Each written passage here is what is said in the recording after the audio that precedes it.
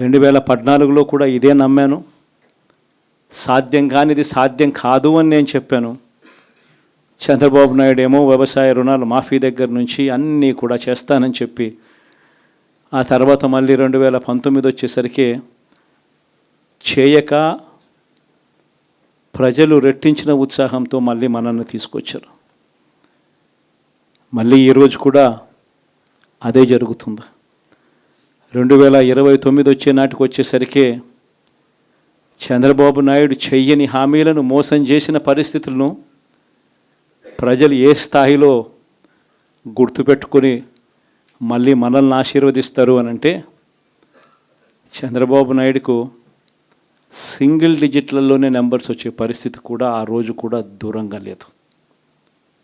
ఇది వాస్తవం.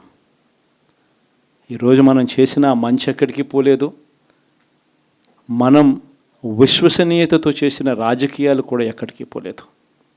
ప్రజలకు మళ్ళీ దగ్గరయ్యే కార్యక్రమాలు, ప్రజలకు తోడుగా ఉండే కార్యక్రమాలు, ప్రజల తరపున పోరాటం చేసే కార్యక్రమాలు కూడా జరుగుతాయి. అసెంబ్లీలో బహుశా మనం చేయగలిగింది తక్కువే ఉంటుంది.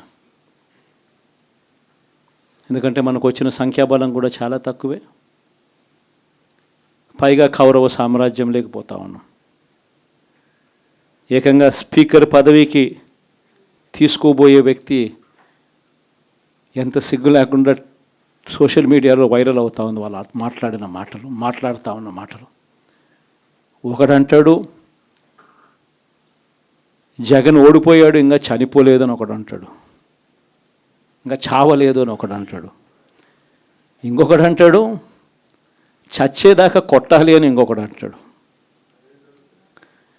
నిజంగా ఇలాంటి కౌరవ సామ్రాజ్యంలోకి మనం పోతా ఉన్నాం. ఆ వ్యక్తి ఇప్పుడు స్పీకర్ కాబోతున్నాడట. ఇలాంటి పరిస్థితుల మధ్య ఆ కౌరవ సామ్రాజ్యంలో అసెంబ్లీలో ఏదో మనం చేయగలుగుతామని చెప్పి నాకైతే నమ్మకం లేదు. కానీ పాపాలు పండే కొద్దీ ప్రజలతో కలిసి ప్రజల మధ్య నిలబడి పోరాటం చేసే కార్యక్రమాలు అయితే రాబోయే రోజుల్లో ముమ్మరంగా స్పీడ్ అందుకుంటాయి. అదే జగన్ పరిపాలనలో కులం చూడలేదు, మతం చూడలేదు, ప్రాంతం చూడలేదు, చివరికి ఏ పార్టీకి ఓటు వేశారని కూడా చూడలేదు. ప్రతి పథకాన్ని డోర్ డెలివరీ చేయించాడు జగన్.